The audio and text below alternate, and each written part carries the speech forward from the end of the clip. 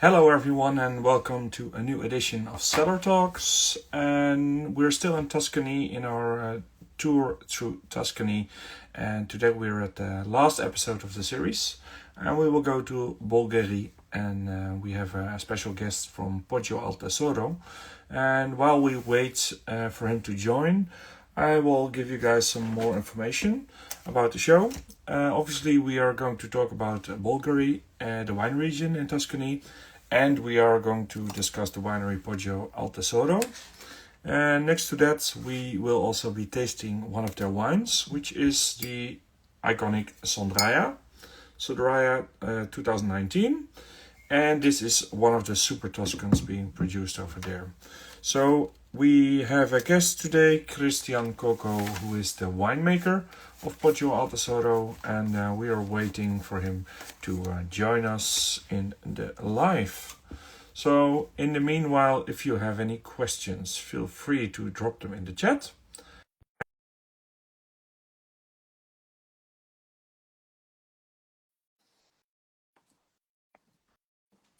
At the end of the show, we will answer the questions, and if we have time, we will try to answer some of them in between.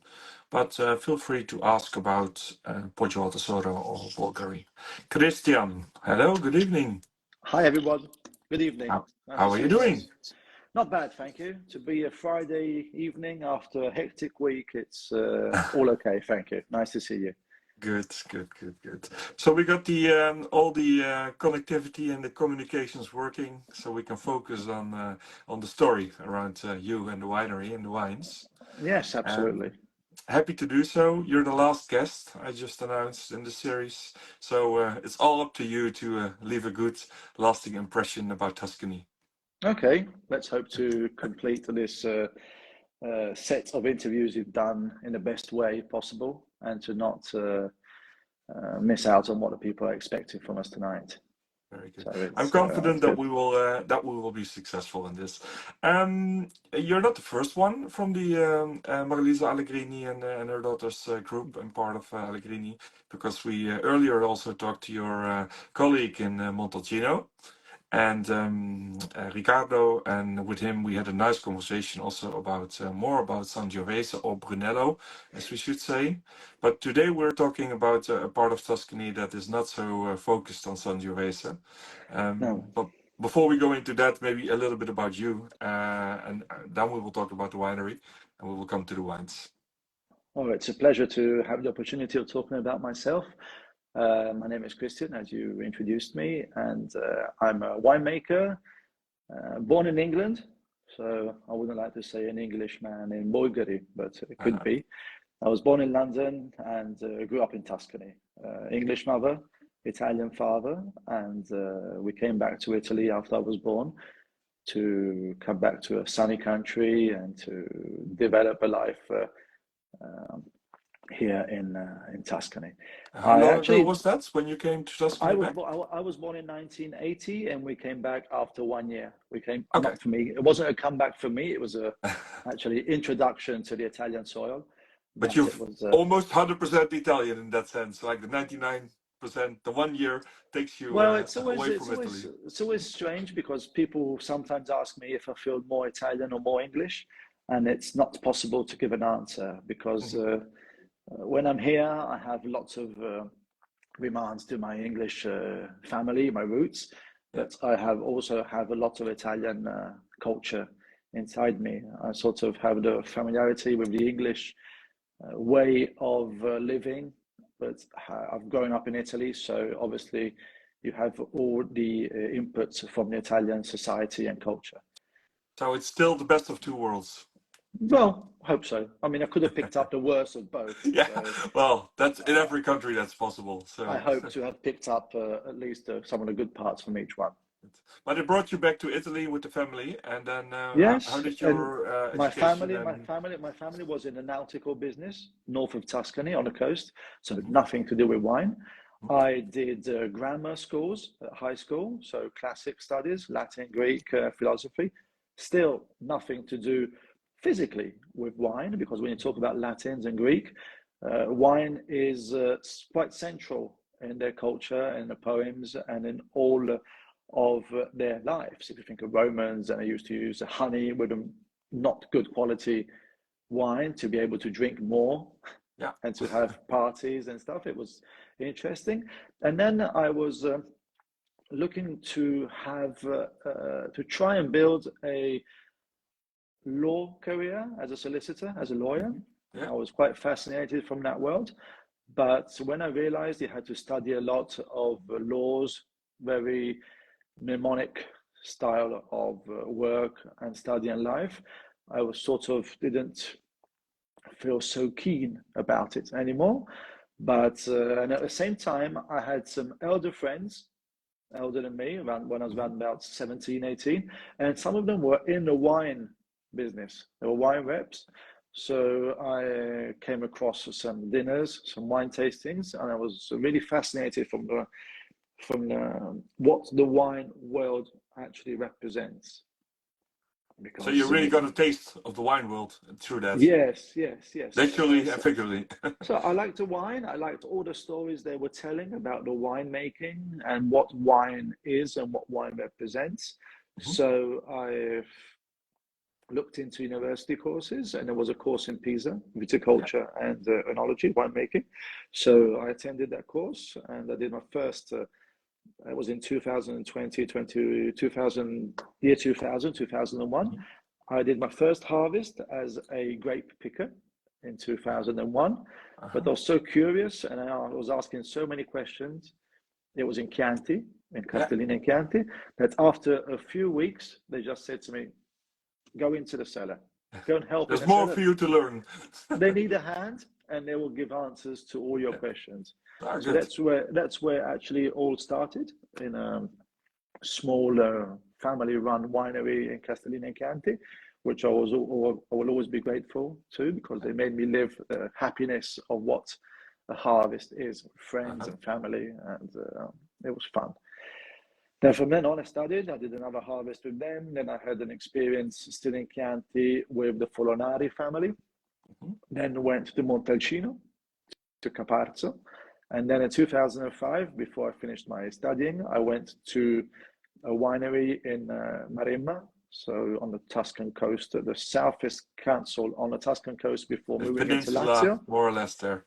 Yes, and it was a new upcoming winery, or a new project, and I did my sort of university trial there, and they were new. They were looking to hire people, and they asked me to stay on, and that was it. That's where it all kicked off from. That was the let's say the start of a big journey. Well, the start was earlier, but your responsibility as a winemaker also. Not actually as a winemaker at the beginning, but they asked me to stay on as a cellar helper. So I started doing that. It was the winery is called Tenuta Monteti, and they've carried on to do fantastic work, investments. It's a very good project, and I was there for 16 years. I was there for 16 years, developing all the projects and growing up professionally as a person, as a winemaker, but also as part of a estate and a winery. So that was your, if I'm correct, that must have been your previous experience before joining. Before Poggio Al Tesoro, yes. Correct. Yes. Then in the summer of 2001, I received a phone call from the director, the manager of Poggio Al Tesoro, Manrico, and he said something to me which makes me very proud. And he said, I don't know if you remember, but once I said to you, appreciating the work you're doing, that if we ever had to change the winemaker, I would have wanted you to come. So you already had that idea back then. I had his eyes on me. Oh, that's good. It was very good. It's very fills me with proudness. Yeah. And then so I decided to take this chance. It was a long-term experience, the previous one, full of successes, hard work, and lots of successes and results to come. But it was probably time to move on, I would say. Try and measure myself in a bigger state with more responsibilities in a very important area as Bolgheri is.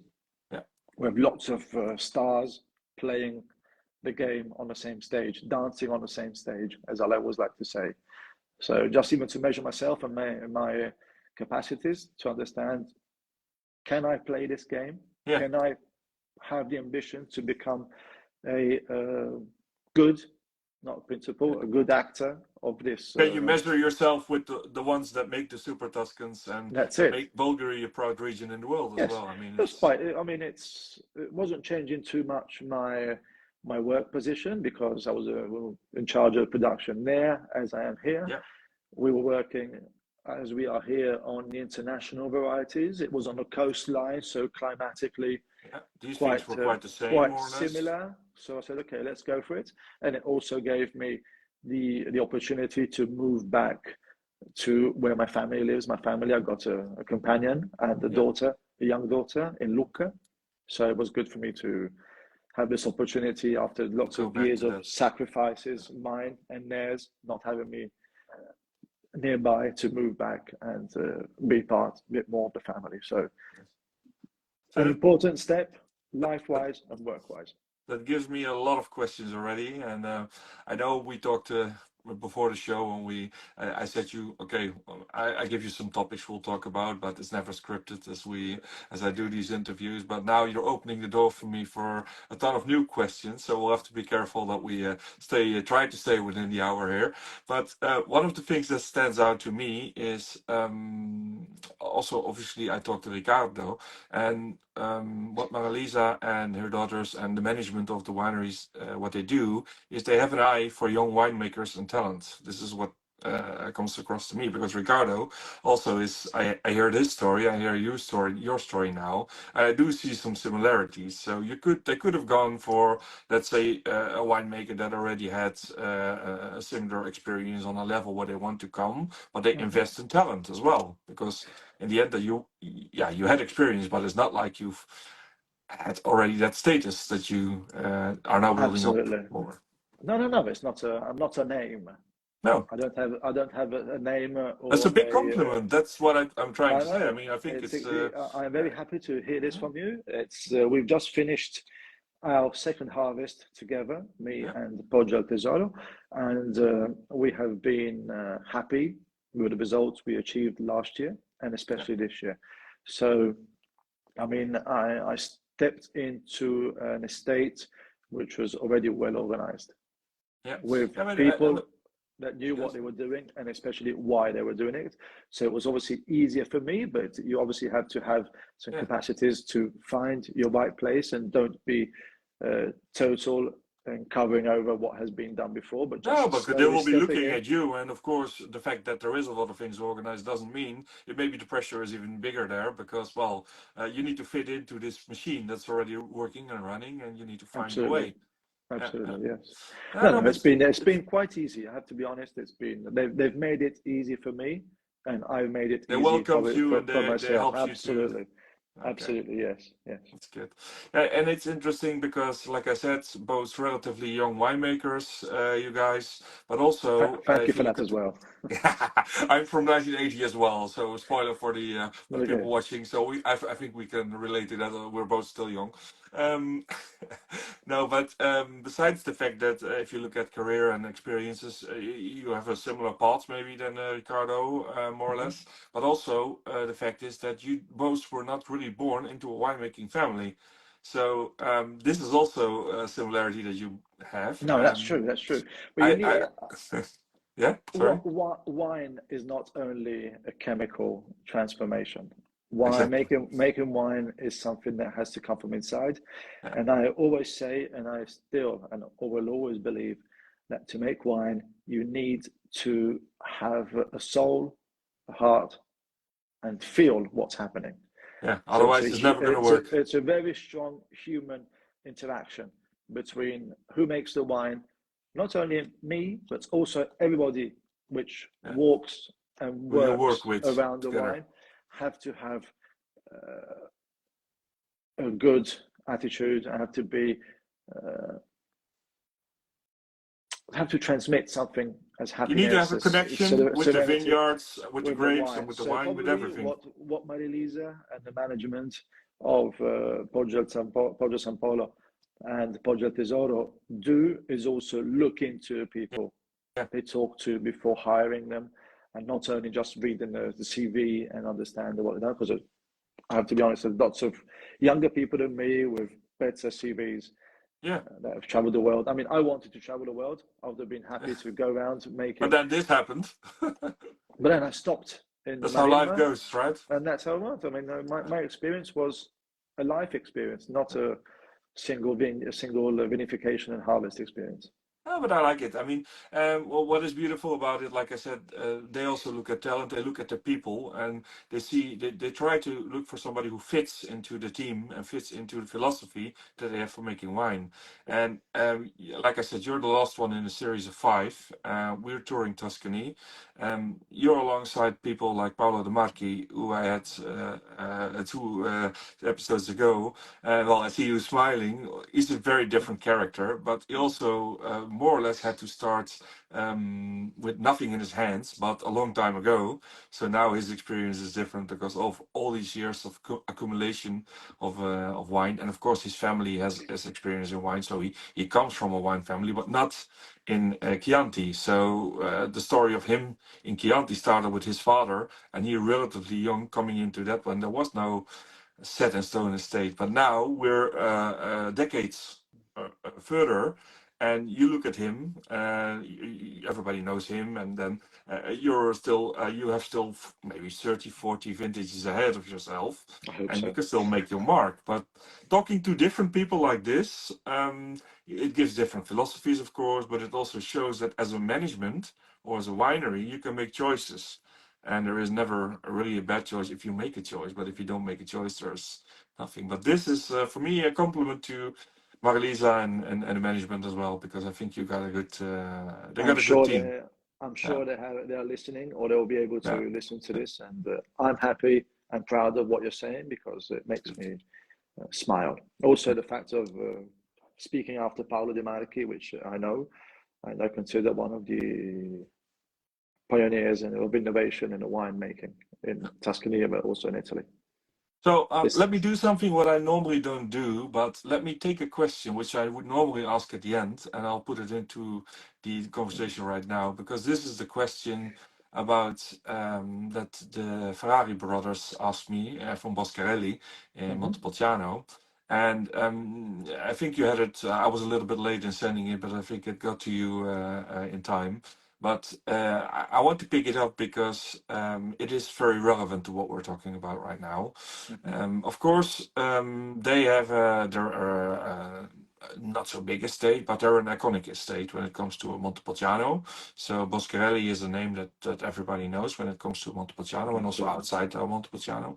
But their question was for you, because I told them, okay, next episode we're going to go to Bolgheri and we're going to talk to Poggio Al Tesoro. Of course, they look at Poggio Al Tesoro a little bit, and you all know each other. I know this, but and then they see, okay, this is Allegrini family. I have to emphasize again, this is Marilisa and her daughters, so it's not like the Absolutely. whole group. Especially, But this still is, they come from Valpolicella and then they come to Tuscany with all their heart and soul they put into this project, these two projects. But their question was, if you see big wineries or wine companies, wine groups coming from other parts outside of Tuscany, coming to Tuscany, how will this change the future of, in particularly Tuscany, if you have on one hand two estates, for instance, like you guys, and on the other end you have Boscarelli. What's your vision and philosophy on that?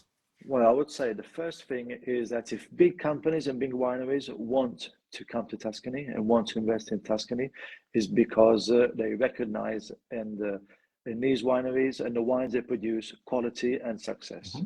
Yeah, So this is a privilege for who is actually working now in Tuscany, and a recognition that for the quality of what they're doing, yeah, and the quality of the investments that have been done back in the past, first of all. And if somebody wants to go into a specific area, I'm sure they want to go in to measure themselves with that level and that quality, yeah. not to change something. Only Hmm. somebody with innovation ideas or crazy would go to Montalcino Yeah. and start making Pinot Bianco. No, They would go to they will chop your head off anyway. They will go to Montalcino and try Yeah, and do their best expression of a Brunello di Montalcino, as they would do if they happened to come here to Bolgheri. Saying this, at the time, I'm talking for the two appellations I know a bit better, so Bolgheri and the Montalcino. We have a situation where the appellations are closed. You're not able to plant an extra vine to use to produce Brunello di Montalcino DOCG or Bolgheri Rosso DOC. So if they came here, they wanted to come here and immediately start producing Bolgheri or Brunello, they would have to buy a pre-existing winery. In the States, So that obviously puts the quality insecure. I mean, it puts it in a safe because you can't produce more than what you're producing. So you can't just from one day to another pass from 6 million bottles of Bolgheri, white and reds, to 10 millions with the same extension of soil and vineyard. So that would mean increasing the crop per plant and lowering the quality.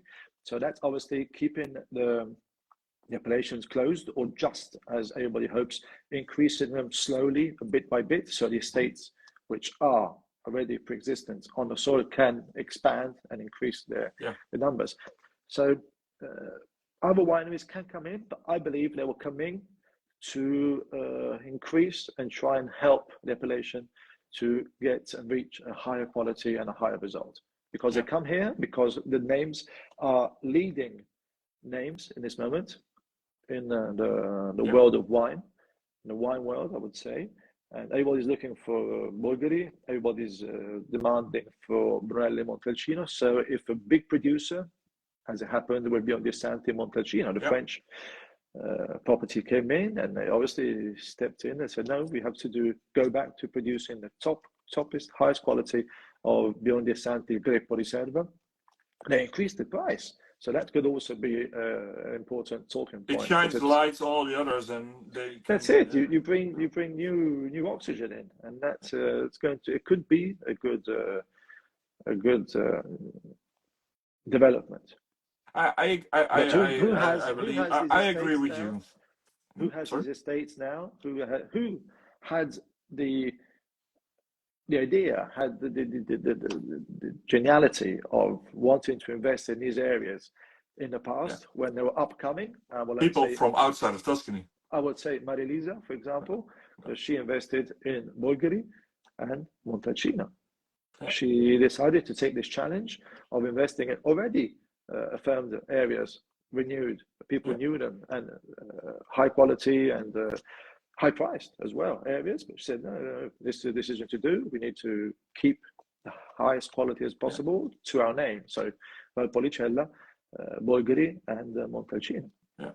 Oh, I like your answer, and I think I can second that. I mean, for me, it resonates perfectly well. Of course, there's always examples of wine families or wineries that come in groups that are not so successful or make mistakes. But I mean, these mistakes can also be made by the people that are there. I think with Allegrini and Marlisa and others, you have two good examples of people that pay tribute to the heritage that there is, and don't want to overthrow what's been happening in the past, but they want to add, like you say, they want to add quality and status to the appellation, not just only to the winery. So these are, I think, good examples. One of the things I remember of my first meeting with Marilisa was here we make high quality wines, and I want quality with no compromises. So everybody has to do what no discussion about quality. No, we need quality, and we do everything we can do. The family, the state does everything that is possible to do to achieve this quality, and the results are coming, have been coming, and now still coming. So we are happy to be in path with what we need to achieve. But I think it's I'm very happy with your explanation. I think it teaches a lot of people about what's happening in important wine regions like Tuscany, but even the appellations like Bolgheri and Montalcino, because a lot of this is going on. There's a lot of acquisitions as of recently in the past years, also increasingly. We have the example of course, Paolo De Marchi selling his estate, but and you mentioned Beyond Santi, they've shown earlier, some years ago when they bought Beyond Santi, that they've only increased the name and the quality and the status of Beyond Santi, and they will do the same They've changed with nothing. Paolo's estate. Yeah, yeah. If they So changed something, they changed it in better. I mean, yeah, it's not as if they stepped in and started to try and make a wine, what can I say, the French way. yeah, They had to maintain the heritage and the tradition of what they are. So it can only be a good impulse if it does yeah. happen. Well, let's. I hope the guys are happy with your answer, but I think for me is a reasonable answer that resonates to me. So now, before we go into the estate, so I would like you to introduce a little bit to Poggio Al Tesoro. So, how does the estate look like? What do you guys produce? Of course, I want to still highlight this bottle, which we're going to taste a little bit later, which is the Sondraia, I and have you have mine the here same as one. well, so we'll Very be good. Yeah, tasting it together. Well, Poggio 2019. 2019, Yeah. exactly, yes. Yes, the current vintage on the market. The Poggio Tesoro is a winery in Bolgheri. It was all started from the idea of Marilisa and her brother Walter Allegrini to move out of the Valpolicella area to try and achieve success and high quality wines in another region. So they looked into Tuscany and in one of the most important and upcoming areas of Tuscany, which was Bolgheri. They came here and they immediately fell in love with the area. I mean, it's a small land between the Tyrrhenian Sea and the hills behind the Bolgheri town. So it's very small, limited, and it's very fascinating because you have a special light, you have the breeze from the sea, and I can confirm that they did. I mean, I understand why they fell in love and they decided to invest here. It all started from the acquisition of a 7-hectare old vineyard on the Bolgherese Street, which is the street that goes from Bolgheri to Castagneto Carducci, almost parallel to the coastline. And it was a vineyard planted in 1994 of Cabernet Sauvignon, Cabernet Franc, and Merlot. And it's above strada, as we say, and we like to say in Italian, sopra strada. So it's from the street, not going downhill towards the sea on sandy soils, but it's from the street, sopra strada means above the street, going It lies on towards, top of the streets, yes, above top of the street, going towards the hills. So it's slightly going up in height, and it has soils with clay, lots of pebbles, so very rich, very good to produce intense and rich and high quality and complex wines, grapes in Bordeaux the environment. varietals as well for the Yes, dry this was the nose. first part, and then they bought another land still on the Soprastrada part, which is just a few hundred meters away from where the first land they acquired is, and that's towards the town of Bolgheri, and they planted there as well, and then they expanded themselves on a big plot of land which is called Le Sondraie, which is north, just beyond the famous Cyprus road of Bolgheri. Now we have roughly 70 hectares developed on. I love to describe this because technically it's very interesting and very important and very challenging, because we have different vineyards on different soils and different expositions within a small area of Bolgheri. So we have almost 50 hectares at Sondraia, where we have first planted were Cabernet Sauvignon, Cabernet Franc, and Merlot, the varieties which were working very well at the time and still are now. Then in 2004, we planted again the same, Cabernet Sauvignon, Cabernet Franc, and Merlot. Then we started in 2004, the decision was taken to plant also Vermentino. Marilisa is a great lover of white wines, and she said that she decided that she wanted to produce a high quality and a white wine with longevity. So studies were carried out, and we decided to plant the Corsican clone of Vermentino, which combines the minerality of the Vermentino grown on the mainland in Italy. So minerality, lots of soil and saltiness, but also combines with what is the sweetness and the richness of the Vermentini grown in Sardinia, for example. Yeah, nice, bold and rich Vermentini, but this clone specifically enables us to bring to the glass and to the people Vermentino with very good complexity, saltiness, sapidity, minerality, very interesting, and has fantastic aging capacity. So in 2004 we planted as well plots of Vermentino, 2005, so on. Now we have 70 hectares almost, and we have Syrah, Merlot, Cabernet Sauvignon, Cabernet Franc, Petit Verdot, Vermentino, and then outside the Bolgheri appellation, north, we have a vine, we have a bit of Syrah, and of especially Viognier, which we do a small crop and a small production of 100% Viognier as an IGT Costa Toscana Bianco, and then a very small production of Petit Manseng that we use to make a sweet wine and just use it in a small percentage to give acidity and balance to a riserva of selection of Vermentino. And what does the Syrah go into? Because this is also outside of the appellation. The Syrah goes in the IGT red wine, IGT. and it goes the other in, IGT, the red one, obviously. Yeah. Yes, Mediterra it's called, which recalls a bit of the air and the saltiness that the Tyrrhenian Sea and winds bring to the vineyard. So it becomes recalls a bit of Mediterranean notes, and it's Mediterra is a Syrah, Merlot, and Cabernet Sauvignon, a blend. I like that because if you look at the portfolio, you follow, well, it's not principle, but you follow the philosophy of the Super Tuscans and the Bordeaux varietals. But there is also a very clear vision on what else would work. And even if it's not in the appellation, it's really about, okay, if we think this is a success here, like the Viognier, but also like the Syrah, we're going to make it. And if that means we cannot put the appellation label on it, then so be it. But it's part of what we think should be in the portfolio. Absolutely. We have to understand what the soil and the climate and the terroir, as we say, can and probably want to give us. Franco Dal Colle, which is our vineyard manager, he's been here for a long time and he knows every plant almost by name. And he says, no, has to come this way. This has to be done this way because this is the result that we're looking to achieve. And that's how to actually create the grapes to obtain that result. So let me pause here for a second because I know you have more to tell about the estate, but then let's zoom in before. Eventually we'll go now a little bit later into Sondraia. You talked about the vineyard, but then we talk about the wine. We already talked a little bit about portfolio. You guys were, how do you call it, courteous enough to send us a few of the wines which we all reviewed. So all the reviews for the people who are watching, they're on the website. They can read the individual reviews of the wines which you rated.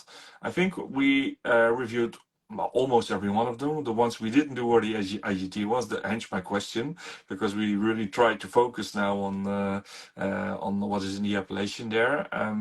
But what for me stood out when we tasted these wines and we looked at the story, like I said, there is a very clear philosophy, and it doesn't necessarily follow the philosophy that a lot of the other Bolgheri wineries have, because you're a bit more adventurous and innovative, if I dare to say. Absolutely. Well, we want to, we know, and we want to have a clear and specific identity. Our wines have to be on the path. They have to be the four reds, for example, the IGT Mediterra, Il Seggio, which is the Bolgheri DOC Rosso, and Sondraia, which is the Bolgheri Superiore, and then we have the Poggio Al Tesoro dedicato a Walter, 100% Cabernet Franc. Have to have something in common. Have to have the respect for the grape. So you do have to feel the grape, the crunchiness, the fruitiness, the freshness of the grapes in it, but then obviously with different declinations, with different aging, but you still have to have that freshness, that lively aspect and soul inside the wine. So that's when I go back to saying that who makes the wine and who touches every the signature. day the vat. Yes, the signature, the identity. Yes, that's very important for us so to have it. That shines through all of the wines. Something has to come out and you say, oh, this seems like a wine. You should at least say this would look like a wine from Poggio Al Tesoro. Yeah. So now, actually, this week there was some news, an announcement when it comes to Marisa and her daughters and the estate. So just picking up on that a little bit, there's been some changes in the Allegrini group and about the focus now here. So I think for the people who don't know, there is going to be, well, there was always a separation because this project you're in and the project in Montalcino is a project of Marisa and her daughters. But now again, the focus is even more, I dare to say, going into these projects. Maybe you want to add a little bit on that. I don't know if it's your place, but probably you'll have some more background information and opinion on it. Well, what I can say is I can't go. I don't. I'm not able to go into the personal aspects of this, which seems is family Yeah, of course. affair, because I mean it was something that dividing the companies Yeah, within the Allegrini family.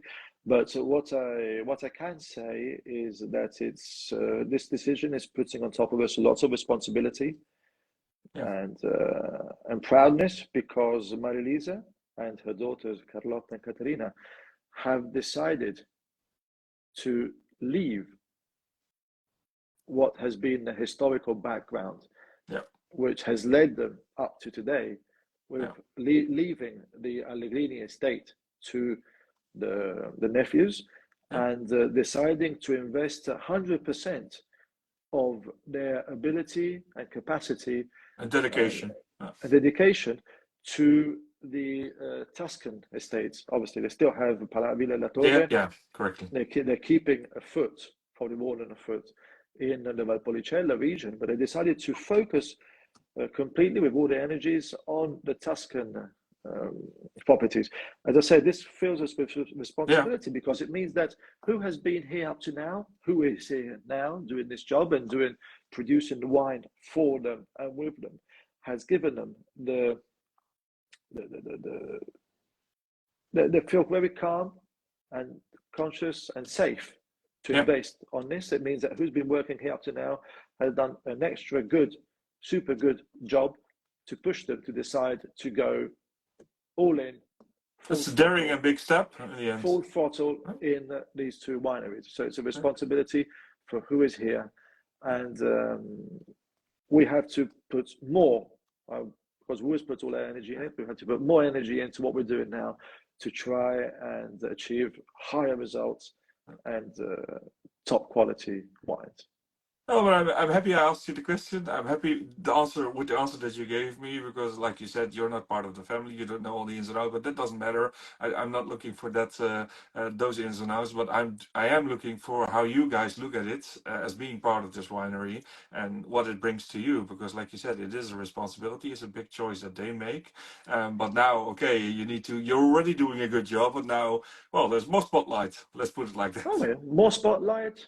Yeah, We are ready to take on a bit more pressure. We can it's take good. it, and we want to take it because we trust what we're doing, and we are happy to do it for a family which has Yeah. decided to put everything they got into this project.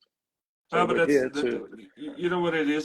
I've talked to about, well, I wouldn't say 10 people, but 7 or 8 people in part of the 2 estates that since we've been working on this project, and with everybody I talk to, and it doesn't matter if it's somebody in marketing or an export or in a winemaker in this sense, or it's part of the family, because also with Carlotta I had a nice conversation here, and what I see is that everybody is invested in these projects and in this philosophy. So I think it's not something that well, you're not taking it for granted, but people should not take that for granted, because Absolutely no, yeah, no. it's quite rare, I have to say. If I talk to a lot of wineries, it's not something that comes automatically. If you're not a family winery, let's put it like that. They are a family, but not.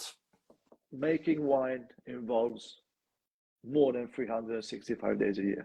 Yeah, Requests people to work on the project for more than 365 days a year, if yeah. possible. It's also In the the nights. It's vineyard, like, okay, when you're sleeping, you're also thinking about it.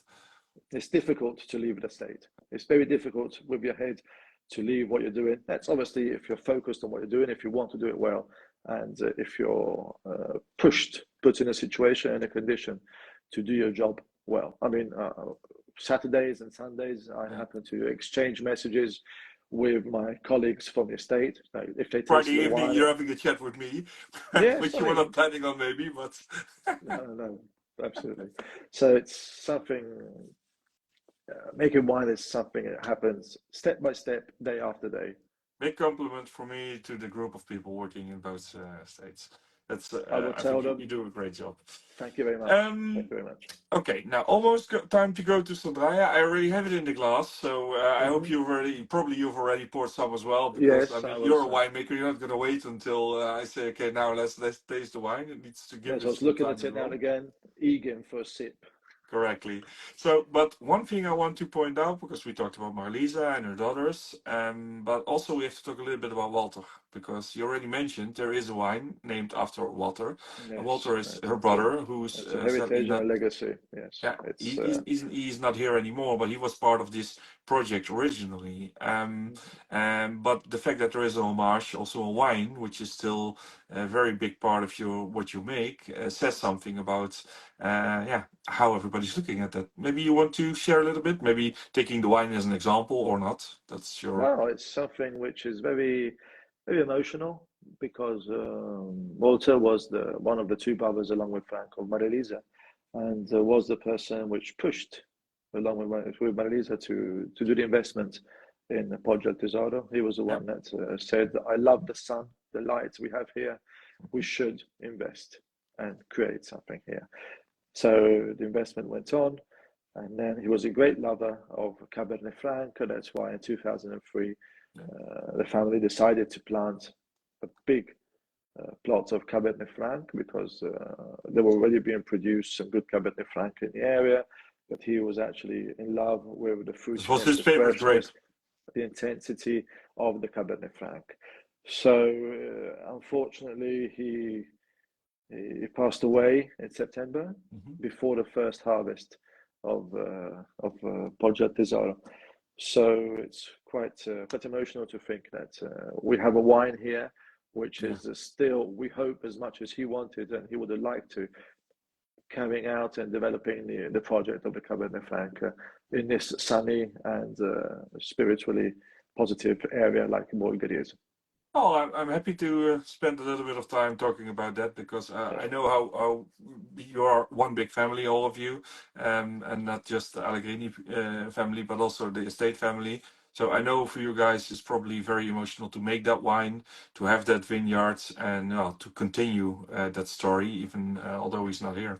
So I did wanted to highlight that, and point out him and the wine, because the wine is there still for people to experience, to enjoy. Absolutely, absolutely. The identity and the soul of that wine is in the bottles, Yeah. waiting to be uncorked and to be tasted and to be discovered. Good. Now let's go into something that's a bit disrespectful, but let's go into. You talked already about Bolgheri Superiore. Hmm.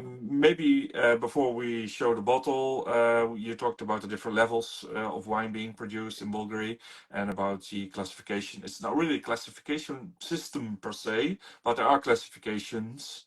Yes, So it's a how matter would of you describe Bulgari Superiore first before we talk about well, Sondraya? Bolgheri Superiore is obviously made with grapes. It can be monovarietal, 100%, or a blend produced with grapes cultivated within the Castagneto Carducci Council. Superiore is you have to have a lower crop than the Bolgheri DOC, I think it's Mhm. 7,500 kilos per hectare, and then has to age at least 2 years in the cellar before being released on the market. We produce two Bolgheri Superiore. One Mhm. is the Sondraia, as we were saying before, and this is the label, you've shown it, and this is it, 2019 vintage, the one that's on the market now. And the other Bolgheri Superiore we have is the Dedicato Walter, which is 100% Cabernet Franc. So this is So, it is allowed to make a mono cepage and have a Bulgari absolutely, Superiore. It doesn't need to absolutely, be a yes. Bordeaux blend. Absolutely no, absolutely no. No, no, no. Our Sondraia, to talk in a specific of Sondraia, is a very typical Bordeaux blend. It's 65% Cabernet Sauvignon, 25% Merlot, and 10% Cabernet Franc. Mhm. I always smile when we talk about the percentages of the wines, because I immediately go to when the wines are being blended, and it's good.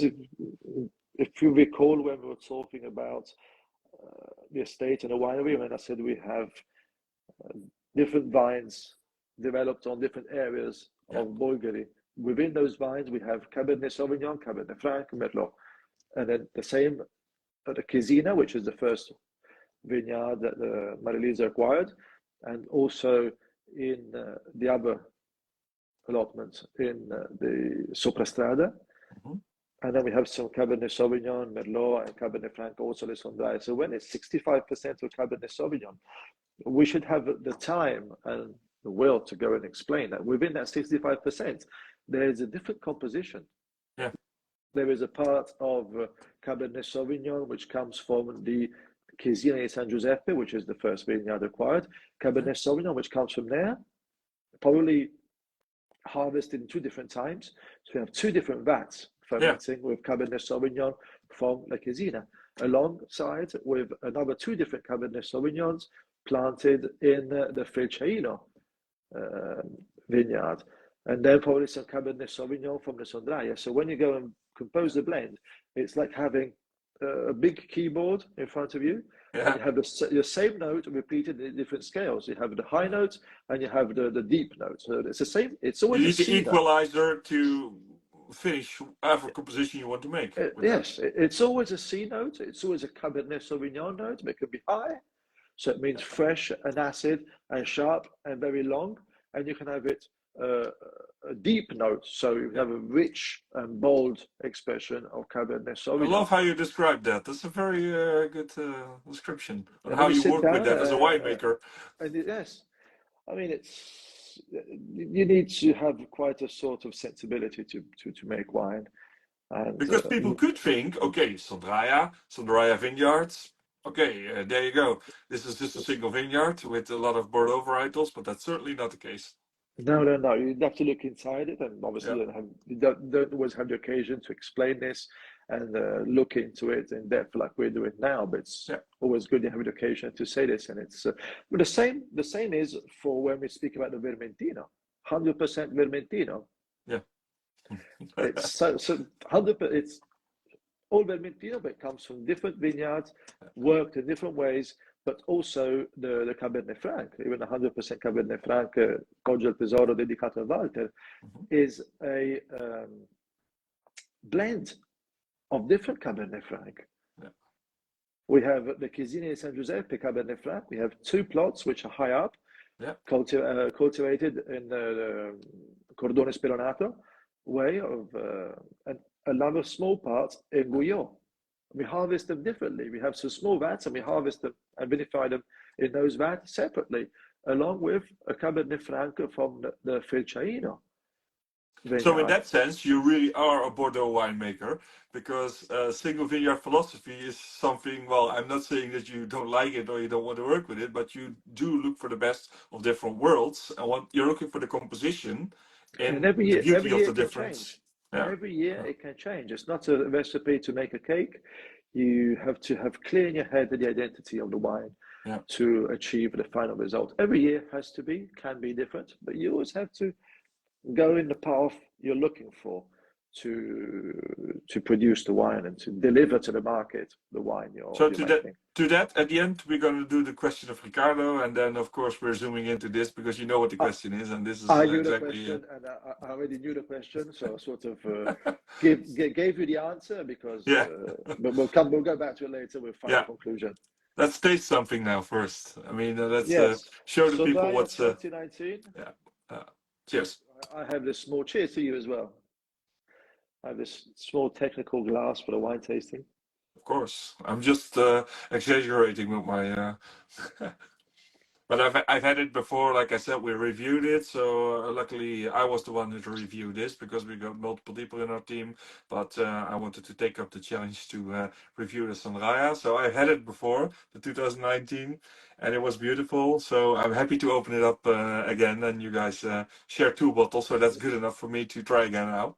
I'm happy you're giving me the occasion to uncork the bottle as well, so I'll have it for the rest of the evening and for the weekend. Very good. It needs to be finished, huh?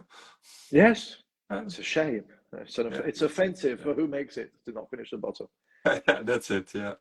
So what can you expect for the people that are not enjoying the wine? So maybe a Well, little bit of a. unfortunately, who is following us and will refollow this interview, unless they go and buy it, which we hope and suggest them to.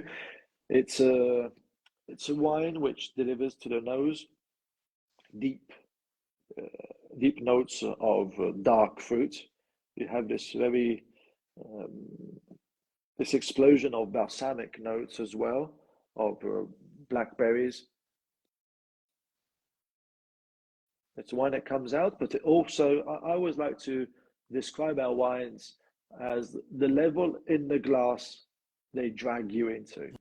Mhm. Mediterra comes out and it presents itself very easy. Il Seggio, which is the Bolgheri Rosso, is there. When you put the glass to your nose, you understand the wine. Sondraia, you smell it. It obviously has perfumes and identity, but it drags you into the glass. It Into the pushes deep you. darkness that is the color of the wine. That's it. It's like when you're stopping in a position and you're looking towards the brightness of the sea, and then slowly you're moving your head and putting your attention into the forest. And you Yeah. imagine yourself walking into a forest and smelling this Mediterranean notes and a bit of darkness, a bit of dampness now and again as Yeah. well, a bit of closed down and aromas and perfumes. But that's what I like to say. When we go higher up in intensity, the deeper you go in the glass and the more where you move from light and brightness towards Mhm. darkness. It's beautiful. I like how you describe it. So, if you want to pair this, what is your favorite personal pairing The at home? pairing? You're probably not opening a bottle every day at home, but No, every now and then you have no. to enjoy it, and then there Uh, must be food. So, I would be very happy if I could pair this at home with what I'm going to say, but I'm not able to cook it. But Mhm. I love pairing this wine with lamb, roast lamb, Yeah. with some species to it, like slowly cooked in the oven with vegetables, and like probably finish the cooking with a glass of the Sondraia wine.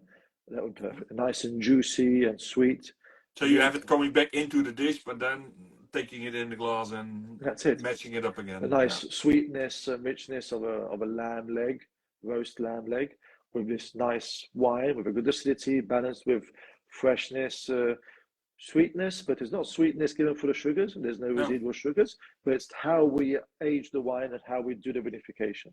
Yeah. Oh, very beautiful. I would say I'm happy to join you on the pairing. I just need a wood fire to go with that, and then I think we're all set there. Even if I have to say that when um, something I'm taking in heritage from my previous work was when they always asked us as a company what would be the best pairing. The owner used to say the best pairing for a good wine has to be good company. Yeah. So the wine has to, If the company is shit, pardon my French, then the yeah. food doesn't matter. No, because he said the wine has to stand on its own. It doesn't need to have food to balance it. The wine has to be in its own balance situation and condition. And then obviously the food can increase the quality of the wine. The Yeah. wine can increase the quality and the perception of quality of the food. But the wine has to be drunk on its own as well. And that's the And that basis, of course. So you're right. and then That's and that good company, so not too acid, not too much tannin, not too much alcohol, the right balance. Or if you even if you do have high alcohol, yeah. you have to have a good acid shoulder to balance it and refresh it. Yeah. It's beautiful because if I've had Il Seggio, of course, we reviewed that one as well. But Il Seggio, I've had a few years ago, and the first time I had it a couple of times because I think it's an amazing wine for the price you ask for it. I think it's one of the best examples in Bulgaria and Tuscany of making a perfect wine, and you always try to judge a winery by its entry. "Quote unquote" entry level wines because it's easy to make take your best estate and or your best vineyard and well, not easy, but it's easier. Let's put it like that. But Il Seggio, I had it with a juicy, very juicy gourmet burger, and that was a perfect pairing. But that is a very different wine and a very different dish.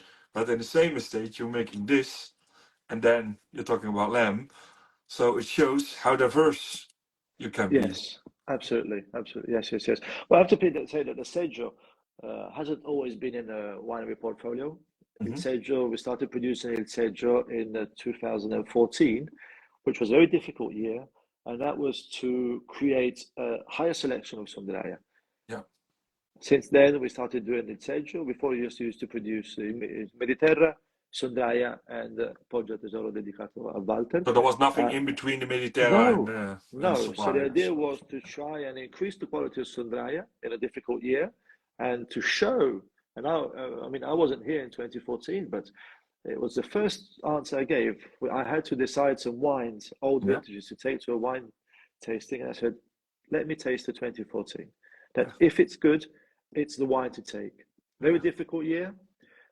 When the winery works well, that's when it comes out. Yeah. That's A how good you wine, judge it. a good wine in a difficult year. We went to this wine tasting. There was 300 wineries presenting current vintages and old vintages, and there were only two that presented the 2014. It was us and San Guido with Sassicaia 14. Yeah. So in that year, they decided to reduce the production of 2014 to obviously make the Sondraia how it had to be. And it was a year we established the Il Seggio. Okay. And from But then that's on, what came out of that difficult vintage. yes, yes, Yeah. yes. Higher quality and selection of Sondraia, and a new wine which is being very well received from the market and appreciated by wine lovers. And it never went off the board, so it's still there. Absolutely. Very good.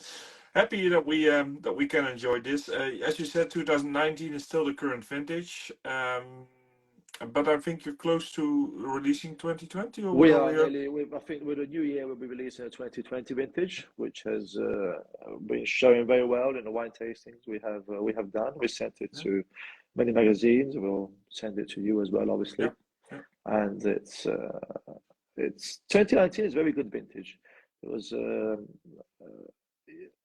high quality vintage, but 2020 was probably not as recognized to be a very high quality vintage like 2019. But as I say, our vineyards are still young. Yeah, Our correct. vines are still young.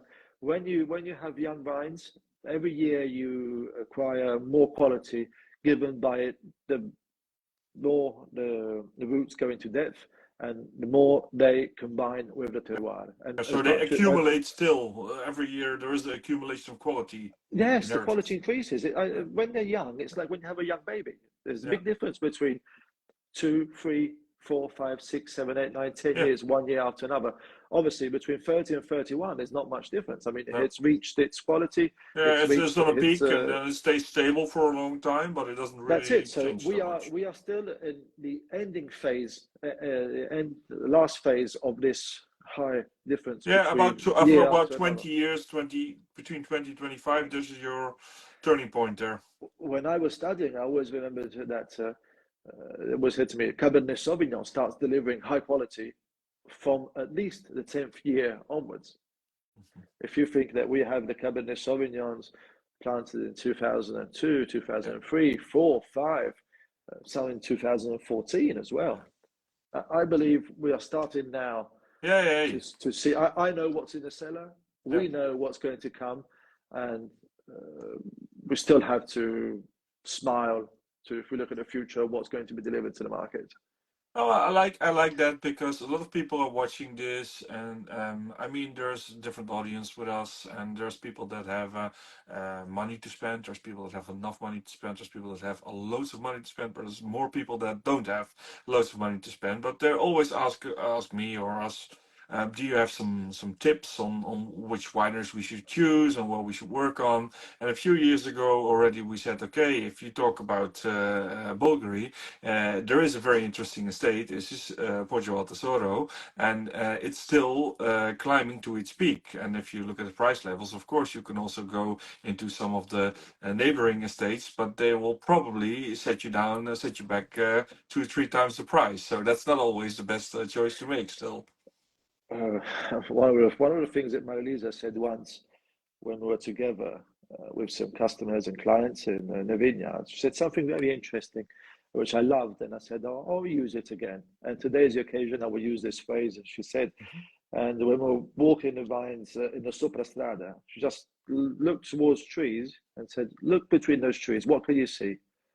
And the people said, "We can see a vine." I said, "Okay, that's the Masseto." Yeah. on Elias Maceto vineyard. They said, one of the most democratic things on the earth is soil. Hmm. Soil is there, soil is here. There's 150 meters in distance. It can't totally change. So the quality we have, Yeah. to create and deliver has to be high in the same level of who has come before us and has created a brand. So You have an advantage. maximum respect to who started this pioneering winemaking area before us. But yes, thank you for saying that we are an upcoming winery and something to put the spotlight on. It's difficult for me because if you look at the rates that I'm giving you right now, I'm thinking, well, at some point there's always a maximum, and you never want to think ahead too much. But I can still see it climbing up. But there is a 100-point scale, and we can never go above that. So there is a limited a ceiling to what we will think about it. But I think you're already quite established in that sense. I am always very scared to an email or something and see that we got 98, 99, 100 because you have to repeat yourself afterwards. Yeah, yeah, that's it. So, Yeah, yeah. So we're so almost. it's a Well, slowly step after step, slowly growth to the top. They that's can't all it. come Yeah, together. I mean, So it's always the most difficult part is the final inches or the final centimeters before you get to the finish, because at the end, well, the story is there is never really a finish. It doesn't really end. There's always the next vintage, and it goes on and on. But in reaching the optimum, the prime of your quality, there is the last parts are the most difficult parts. Obviously, I mean, like you said, if the vineyard goes to a certain age, there's not much you can do anymore with that vineyard. That will not. no, Yeah, you cannot improve that much anymore. I just hope to have done the Yeah, right choice in clones and that's exposition it. to have when it reaches the top quality, that top quality is good. Yeah, that's it. So, well, we're about around an hour now, so I'll be rounding up a little bit here, because there's a lot of things we can still talk about. But then again, or maybe we should save some for our next conversation as well. Absolutely, it would be a pleasure to come back to you again. So let's leave something Happy to do for so. What I would still like to say, if there's people watching that want to ask a question, they can put it in the bottom of the chat so that we can pick that up. So that's one thing. Of course, I still have the one question upon my sleeve, that we have to ask about from Ricardo. But before we go into that, we talked a little bit about Bulgari and Super Tuscans, and you gave a beautiful example, something Marilisa said about Maceto. But for the people that are not so familiar, maybe you could have always asked, we could start that in the beginning of the interview, but now we do it at the end. Super Tuscans, what does it mean, or what does Bulgari and Super Tuscans mean for you as a whole, not as a estate? Super Tuscan was a commercial issue Hmm. which became necessary to introduce another Tuscan wine culture to the world. Tuscany has always been known as the producer of Sangiovese, so Chianti Classico, Brunello di Montalcino, Morellino Scanzano as well on the coast, but that came after the beginning of Super Tuscan.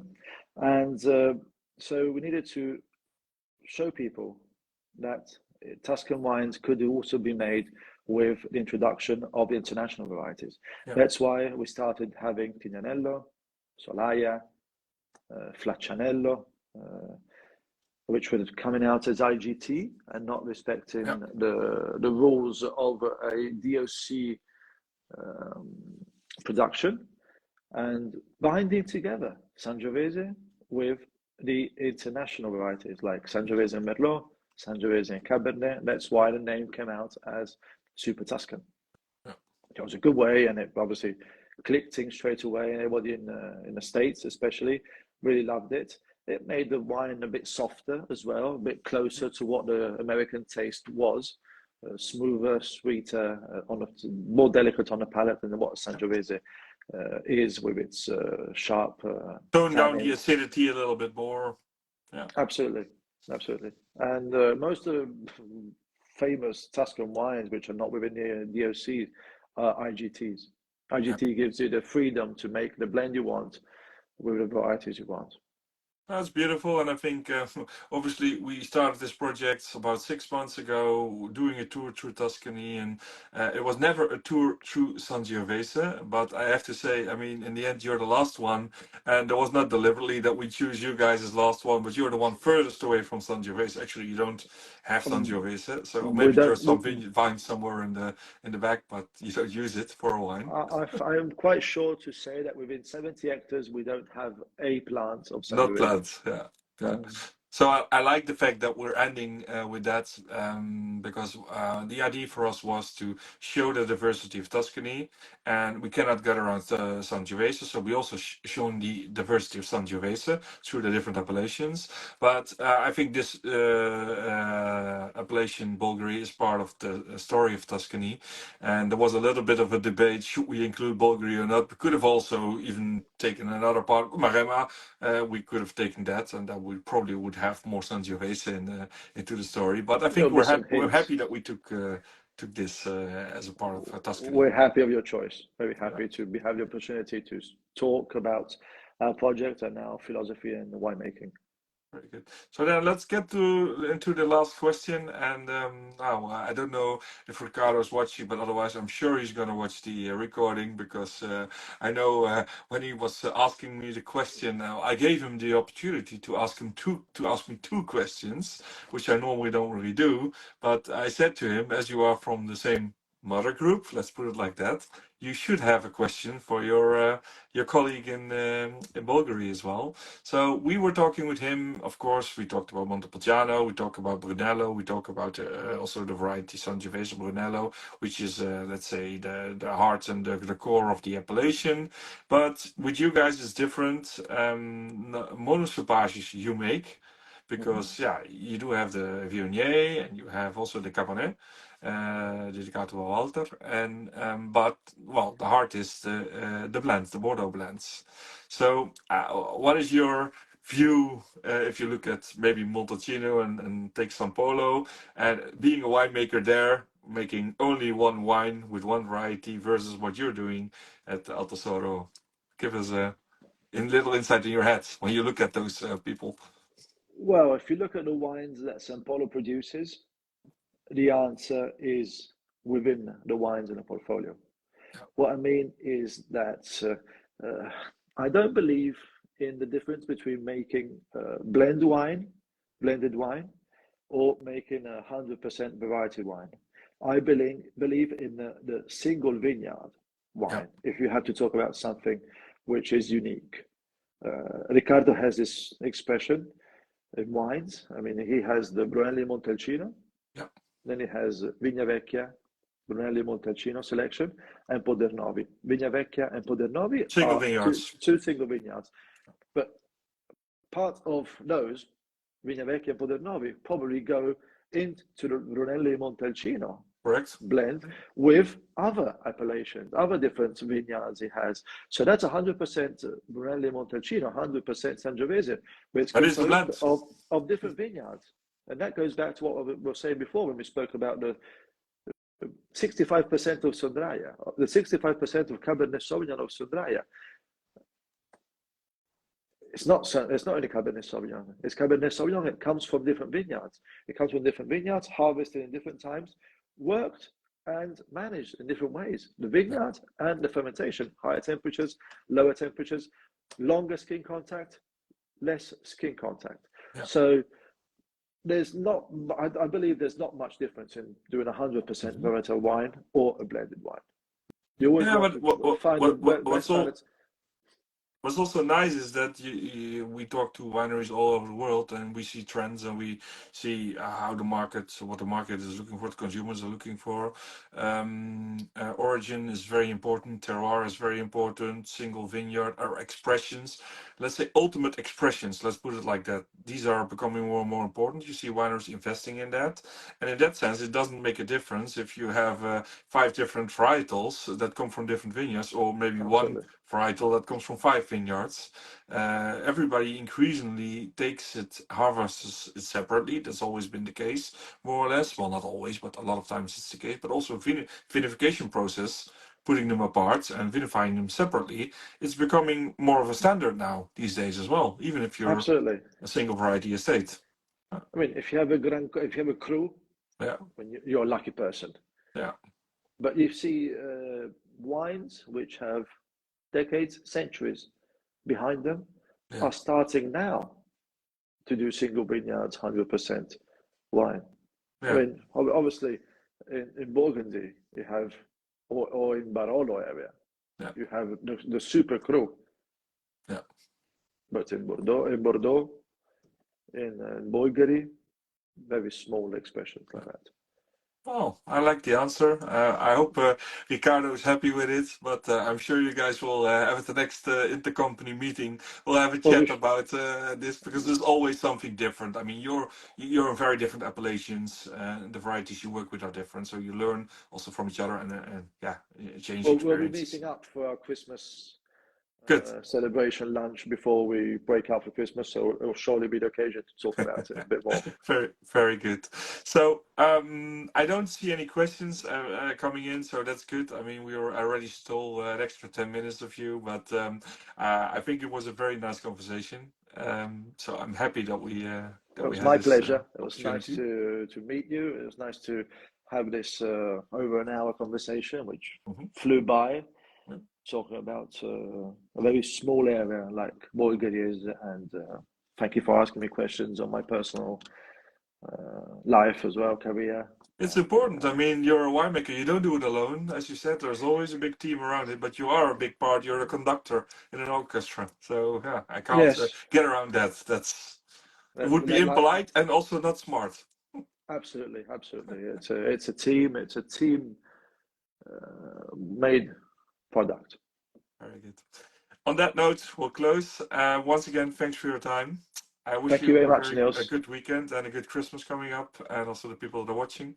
To you too, and Um, have good wine. Looking forward to the 2020 vintage, We'll be in but contact and send you when it's the right moment. We'll send you the wine to taste, and then I very hope good. to get to your report back personally without having to have write-ups. Just let me know what you think about Let's it do that. before Yeah. anything.